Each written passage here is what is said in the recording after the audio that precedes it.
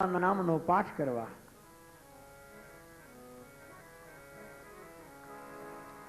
સુદર્શન તો બિચારો હાથમાં જળ લઈ નીચું માથું કરીને સાંભળે છે. ચિત્ર આ બાજુ જેવી ડૂબકી લગાવી નારદજીએ કહ્યું ચિત્રલેખાને જા. ચિત્રલેખા દ્વારિકામાં ગયા. અંદર ભગવાનના મહેલો રહેલા છે. મહેલની અંદર અનિરુદ્ધજી એક મહેલમાં સૂતા છે. ઝૂલા ઉપર સૂતા હતા. ઝૂલો ધીરે ધીરે ચાલે છે. ચિત્રલેખાએ પોતાની પાસે રહેલા મંત્રની શક્તિથી જેટલી દાસીઓ દાસો જાગતા હતા એ બધાને સોડાવી દીધા છે. વિચાર કરે છે હવે કઈ રીતે લઈ જવું, જગાડું અને ના પાડે તો નહીં આવું, તો જગાડો ને કદાચ એમ કે નહીં આવું તો શું કરું, એમને લઈ જાઓ. પાસે ગયા વળી વિચાર આવ્યો મારાથી એને સ્પર્શ કેમ કરાય, એ તો પરપુરુષ છે, મારાથી એને અડાય નહીં, મર્યાદા ના પાડે છે તો અડ્યા વિના લેવા કેવી રીતે. વળી વિચાર કર્યો કે ના ના જવા દો, અડવાની શું જરૂર છે, આખે આખો હિંડોળો જ ઉપાડી જાઓ, માથાકૂટ જ નહીં. ચિત્રલેખાએ ઉપરથી એમને ઝૂલામાંથી કડા હડિયા હોતા ઝૂલો કાઢી લીધો. સળિયા હાથમાં ધીરે ધીરે ઝૂલો ઝૂલતો આવે અને ચિત્રલેખા એ જ રીતે ઉઠાવી આકાશ માર્ગે એકદમ ઉડતા ઉડતા બહાર નીકળ્યા છે. નારદજી ઘડીક થાય તો આમ ઉપર જોવે, કારણ કે ચિત્રલેખાએ કહ્યું હતું કે જ્યારે જઈશ ને ત્યારે આકાશમાં જેમ ચમકારો થાય તારાનો એમ ચમકારો કરીશ,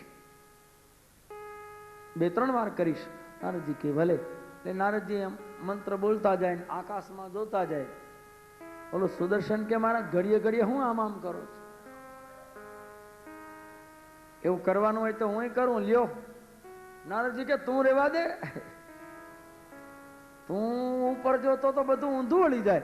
નારદજીએ કહું કે ભાઈ આ તારે કરવાનું ન હોય, તારે તો ઊંચું ઉપાડીને જોવાય જ નહીં. તું ઊંચું જો તો તારું પુણ્ય બધું વયું જાય ઉપર, એટલે તારે ક્યાંય ન જોવાય આડું ઓડું. તારે તો નીચે જોઈને જ બેસવાનું. આમ જો હાથમાં પાણી રાખ, મનમાં ભગવાનનું સ્મરણ ચાલુ રાખ, તારે આડું ઓડું જોવાનું નહીં. એ તો મારે તો એવું છે ને કે અમે કથા કરીએ આમ ઘડી ઘડી વારે ઊંચું જોઈએ તો આમ જરા ગળામાં અવાજ હરખો નીકળે બારો. આ કઈ વિધિ અમારે બોલવું પડે. તારે ક્યાં સાથે જ ભણતા ને સાથે જ એ મારે નાનપણની ઓળખાણ છે રે, મારે કૃષ્ણ પ્રભુજીનું કામ છે. અમે બાળપણના મિત્રો છીએ, સાથે ભણતા સાથે રમતા. 2 દરવાનને હસવું આવ્યું. નારદજીને એ સુદામાને પગથી માથા સુધી જોવા માંડ્યા. કે છે કે મહારાજ તમે કૃષ્ણના ભાઈબંધ છો? હા. કેવા પાકા ભાઈબંધ? તો કે આ પાકા. દરવાનો માંડ્યા કેવા, જોઈ લ્યો આ પાકો ભાઈબંધ ભગવાનનો. નથી પગમાં ચંપલનું ઠેકાણું, નથી એક ધોતિયું છે એનું ઠેકાણું, 17 જગ્યાએ થીગડા છે. ઉઘાડું માથું, નહીં ખેસ, કઈ છે ભૂખલી બારસ, હે કઈ ઠેકાણું નથી, દરિદ્રી ગરીબ. અરે આવો કઈ કૃષ્ણનો મિત્ર હોય? હસવા માંડ્યા. એક જણાએ કેવું લાગે છે કે મહારાજ ભાંગ ભાંગ પીને આવ્યા હોય લાગે છે, ભાંગ પી ગયા છે. દરવાનોએ કહ્યું કે મહારાજ તમારું ઠેકાણ એવું એમ લાગતું નથી. ક્યાં સોનાની દ્વારિકાનો સમ્રાટ અને ક્યાં તમારું આ દારિદ્ર્ય મહારાજ, ક્યાં તમે અને ક્યાં શ્રી કૃષ્ણ? મિત્ર તો સરખા હોય, સરખા મિત્ર હોય. તમે સરખા છો? સુદામાએ કહ્યું કે ભાઈ તમારી વાત તો સાચી છે, હું છું તો ગરીબ પણ ખોટું બોલતો નથી. ગુરુના આશ્રમની અંદર અમે સાથે ભણતા હતા અને જ્યારે અમે જુદા પડ્યા ને ત્યારે કૃષ્ણ મને ભેટી પડ્યા, મને હૃદય લગાવી, મને બથમાં લીધો, મારા ખંભા પર હાથ મૂકીને મને એને વારંવાર કહ્યું કે સુદામા એકવાર જરૂર મારા ઘેરે આવજે ભાઈ. મને વારંવાર એમ કહ્યું કે સુદામા તારો મને સાંભળશે સતવાર, તારો મને સાંભળશે સત સતવારો.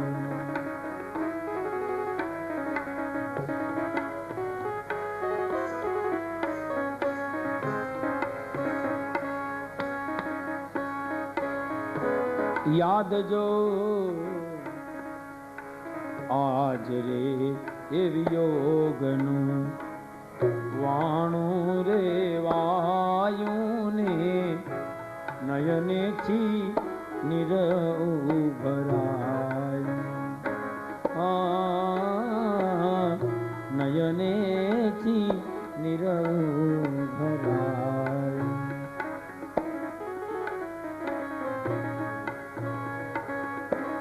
બાલાપણાની એ પ્રીતડીએ આજે બાલાપણાની પ્રીતડીએ આજે ગીત મધુરું ગાયો રે તારો મન સાંભળશે સતવારો. તારો મને સાંભળશે સતવારો. કોણ કહે છે? કૃષ્ણ કહે છે તારો મને સથવારો સાંભળશે. સામે સુદામો પણ કહે છે કે હે કૃષ્ણ, યાદ જો આવે તો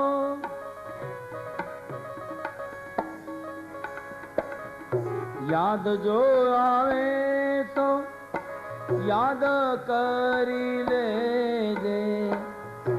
યાદ જો આવે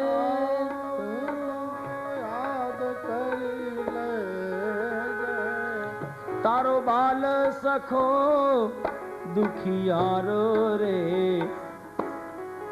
એ દુખિયારો રે તારો મન સાંભળશે સતવારો. તારો મને સાંભળશે સતવારો.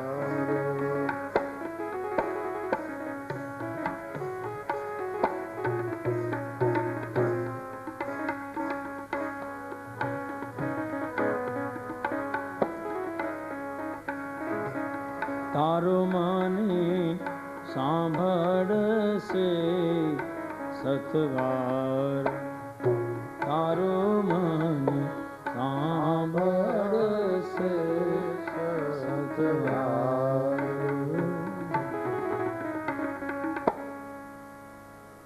ઘણા સથવારા જીવનભર સાંભળે ભાઈ.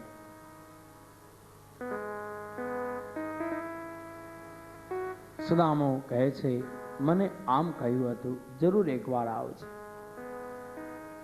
મળવા આવ્યો છે. દરવાનો કહે છે કે ઓર બાપા તમે હઠ ન કરો, કૃષ્ણ એવી રીતે મળવા નવરા નથી. જાઓ અહીંયાથી, હવે જોતું હોય તો ભલે, ન જોતું હોય તો હવે અહીંથી જાઓ તમે. સુદામાએ કહ્યું કૃષ્ણને મળ્યા વિના હું જવાનો નથી. એક દરવાને કહ્યું કે ઉભા રહો, એક કામ કરીએ, હું તમારો સંદેશ લઈ કૃષ્ણને આપું અને કૃષ્ણ જો તમને મળવાની ના પાડે તો? સુદામા કે કૃષ્ણ જો એમ કે જાઓ ટાઈમ નથી તો હું વયો જઈશ, તો નહીં ઉભો રહો.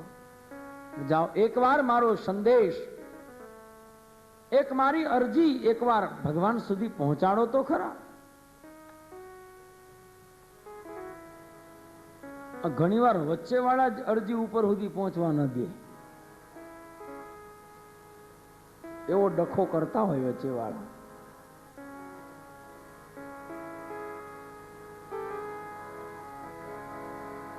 જોન કથા આવે છે જય વિજયની. સનત કુમારોનું અપમાન કરવા ગયા, જે શ્રાપ આપ્યો જાઓ અહીંયા રહેવાનું લાયક નથી, થાવ રાક્ષસ. થવું પડ્યું રાક્ષસ. ભગવાનને વાંધો નથી ને તમને શું વાંધો છે?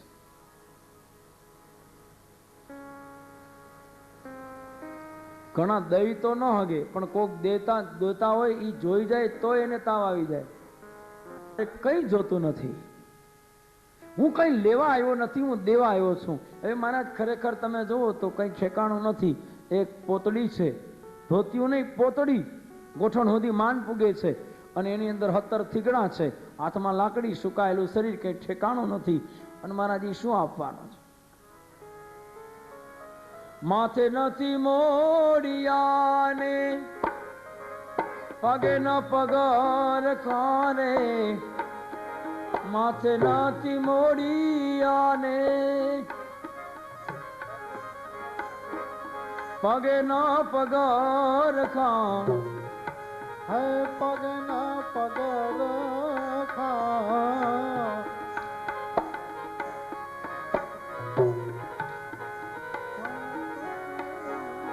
કાણા તો પડ્યા છે રે કછોટે રે, પહેરવાને નથી બીજી પોતડી રે, પોતડી રે. સુદામાજી દ્વારિકામાં આવ્યા રે, દર્શન દિના નાથના રે. સુદામાજી દ્વારિકામાં આવ્યા રે, દર્શન દિના નાથના રે.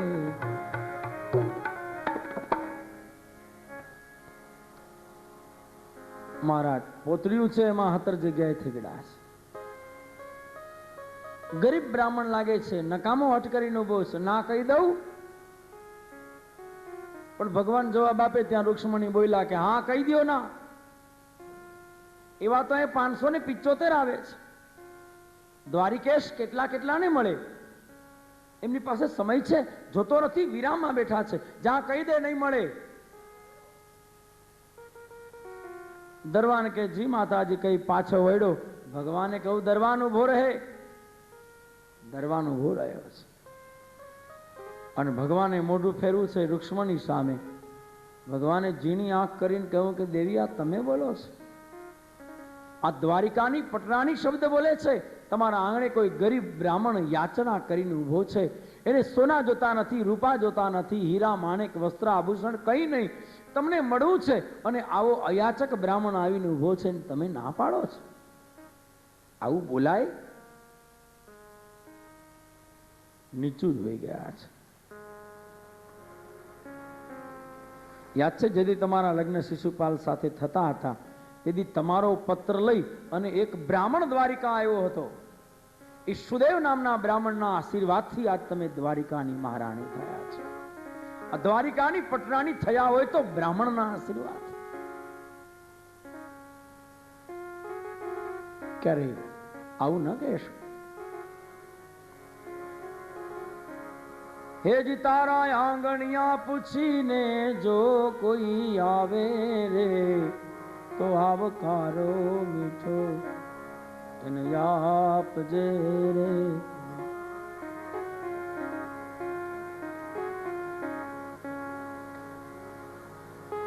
આંગણા પૂછીને કોઈ આવે તો આવકારો દેવો છે.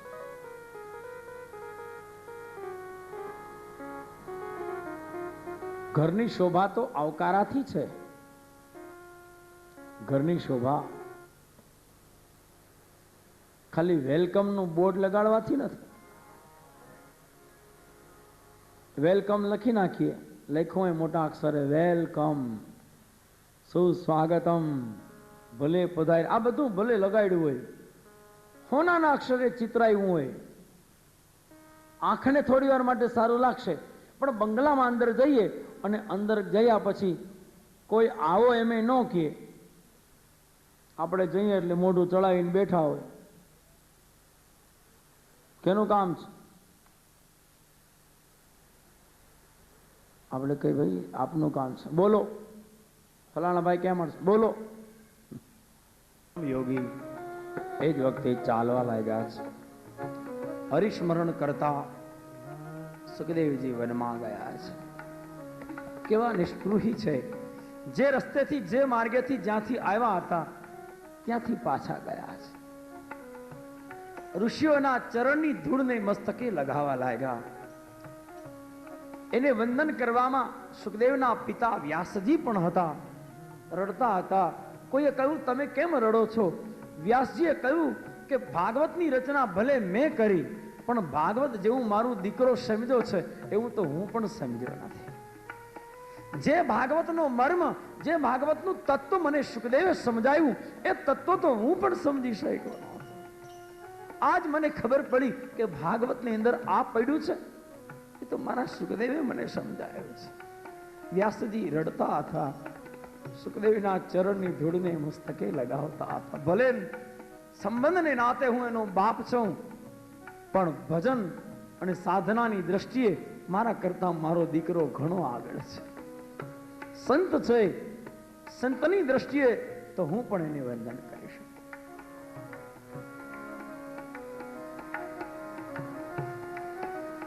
પછી તો તમામ સંતો એક પછી એક ત્યાંથી જવા લાગ્યા છે.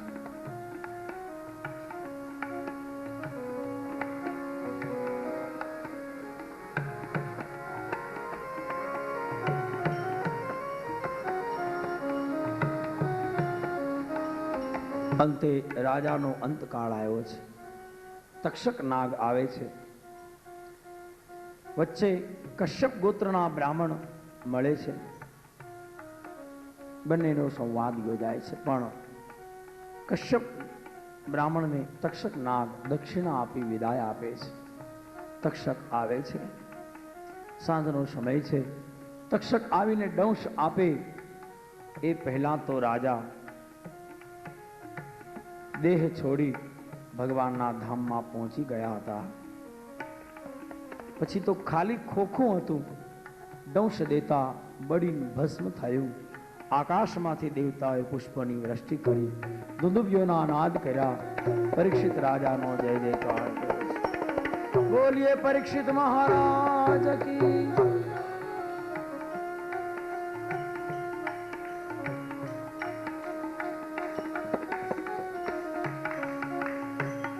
આ પરીક્ષિતની કૃપાથી સમગ્ર સમાજને ભાગવતનું પાન પ્રાપ્ત થયું છે.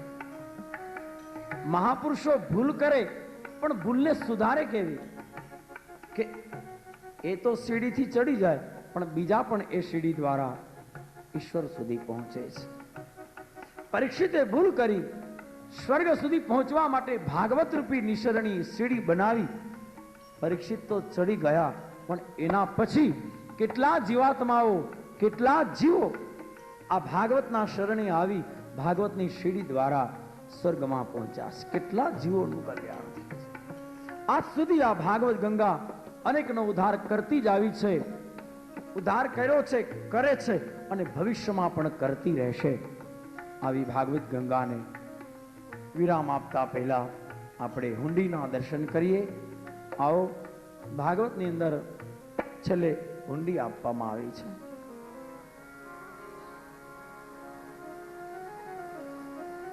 હુંડી એટલે અનુક્રમ. આ નરસિંહ મહેતાની હુંડી નથી, આ ભાગવતની હુંડી છે. આખી કથા જેને ધ્યાનપૂર્વક સાંભળી હોય એ આ હુંડીનું પાન કરે, હુંડી સાંભળે, તો કથામાં કોઈ જગ્યાએ ત્રુટિ રહી ગઈ હોય તો એ ત્રુટિની પૂર્તિ આ હુંડી સાંભળવાથી થાય છે. આવો સાંભળીએ.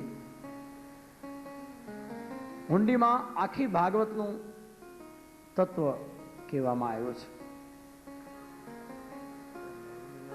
ઘણા લોકો એમ કહે કે આખી કથામાં ન જવાય, એમ છેલ્લે હુંડી સંભળાય તો ઘણું. આખી સપ્તાહનું પુણ્ય 5 મિનિટમાં મળી જાય. આખી સપ્તાહનું ન મળે, પણ હુંડી એટલે અનુક્રમ ખબર પડે. અને 5 મિનિટમાં ફળ મળતું હોય તો હું કામ સપ્તાહ કરીએ આપણે? ખાલી ઊંડી નો વાંચી લઈ નિરાતે સંગીતમાં આરામથી નહીં. આ તો તપ છે. 8 દિવસની આરાધના છે. 8 દિવસનું તપ છે, અનુષ્ઠાન છે.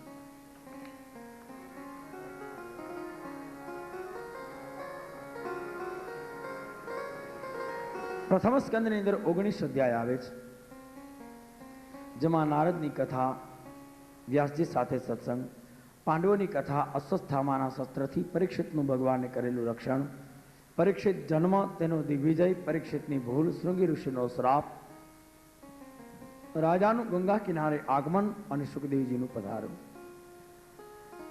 ત્યાર પછી બીજા સ્કંદની અંદર 10 અધ્યાય, સૌથી નાનો સ્કંદ બીજો, જેમાં સુખદેવજી દ્વારા વિરાટ પરમાત્માના સ્વરૂપનું વર્ણન, વિરાટ પરમાત્માનું ધ્યાન, રાજા પરીક્ષિતને અનાસક્ત પ્રભુમય કરાવ્યા છે. અને પછી સુખદેવજીનું મંગલાચરણ અને ભાગવત કથાનો આરંભ. ત્રીજા સ્કંદમાં 33 અધ્યાય, વિદુર તથા ઉદ્ધવનું મિલન, વિદુર તથા મૈત્રીનો સંવાદ, કાળની ગતિ, બ્રહ્માનું સર્જન, વરાહ અવતાર, હિરણાક્ષનો વધ, સ્વયંભુ મનુની ઉત્પત્તિ, કરદમ અને દેવહૂતિના લગ્ન, કરદમ દેવહૂતિની 9 કન્યા અને કપિલ ભગવાનનું પ્રાગટ્ય, કપિલ ભગવાન અને મા દેવહૂતિના લગ્ન, એ કપિલ ભગવાન અને મા દેવહૂતિના મંગલ સત્સંગની કથા ત્રીજા સ્કંદની અંદર છેલ્લા વિભાગમાં આપવામાં આવી છે. ચોથા સ્કંદની અંદર 31 અધ્યાય રહેલા છે, જેમાં સ્વયંભુ મનુની 9 કન્યાઓનો વંશ, તેમાં ભગવાનના 10 અવતાર, ભગવાન શિવ, ભવાની, દક્ષના યજ્ઞની કથા, ભક્ત ધ્રુવજીનું ચરિત્ર, વેન રાજા, પૃથુ રાજા, પ્રચેતાઓ, પુરંજન રાજાની કથા આવી. પાંચમા સ્કંદની અંદર 26 અધ્યાય, જેમાં પ્રિયવ્રત રાજા, અગ્નિદ રાજા, નાભી રાજા, ઋષભદેવજી ભગવાન, જળ ભરત ઋષિનું ચરિત્ર, રઘુગણ રાજાની કથા, ખગોળ ભૂગોળ